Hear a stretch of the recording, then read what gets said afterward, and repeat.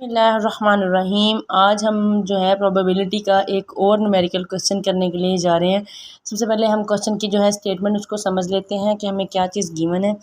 A drawer contain 50 bolts and 150 nuts, half of the bolts and half of the nuts are rusted if one item chosen at random, what is the probability that is rusted और is a bolt.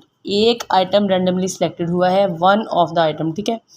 50 हमारे पास bolts हैं, 150 हमारे पास nuts हैं, और जो है rusted की बात करें कि उनमें से इसमें से भी हाफ रस्टेड है और इसमें से भी हाफ रस्टेड है, ठीक है।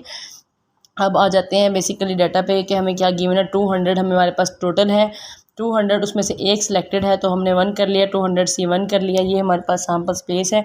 उसके बाद हम ए का इवेंट रख रहे हैं, उसको हम कह रहे हैं कि वो चूज़न इज़ बोल्ट, क्योंकि हमें दो प्रोबेबिलिटी फाइंड आउट करनी है, एक बोल्ट की और एक रस्टेड की। और बी को हमने इवेंट दिया है आइटम चूज़न इज़ रस्टेड, वो रस्टेड है।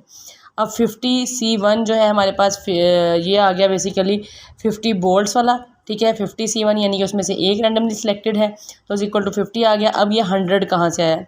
100 हमारे पास 25 बोल्ट्स इसका हाफ है, और जो हमारे पास 75 नट्स हैं वो इस 150 का हाफ है, ठीक है। तो इन दोनों को ऐड करने से हमारे पास रस्टेड की जो है टोटल अमाउंट आई है।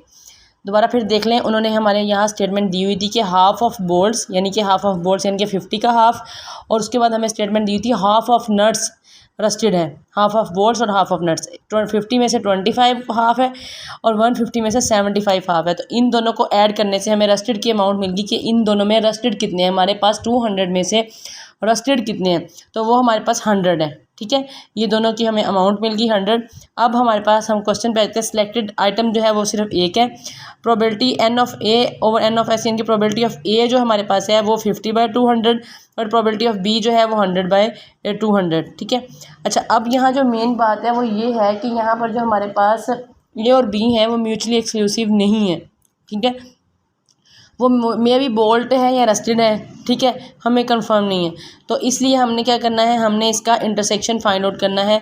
तो वो हमारे पास 25C1 आ जाएगा यानी कि बोल्ट्स का, ठीक है। ये 25 यहाँ से है, 25C1 आ जाएगा। तो हम probability of A intersection B find करेंगे, वो होगी 25/200, ठीक है। और हम नेक्स्ट हम probability of A union B करेंगे। प्रोबेबिलिटी ऑफ ए आ जाएगा प्लस प्रोबेबिलिटी ऑफ बी आ जाएगा minus probability of A intersection B आ जाएगा। इन सब तीनों को हम पहले फाइंड आउट कर चुके हैं। प्रोबेबिलिटी ऑफ ए हमारे पास 50/200 है, प्रोबेबिलिटी ऑफ बी हमारे पास 100/200 है, और probability of A intersection B जो है हमारे पास वो हमारे पास मौजूद है 25/100, वो हमारे पास मौजूद है। इन दोनों को हमने ऐड किया, ये आया हमारे पास 150 और इसमें से 25 माइनस किया तो 125/200 आ गया, और हमारे पास आंसर आता है 0.62, यानी कि प्रोबेबिलिटी लाइज बिटवीन 0 and 1।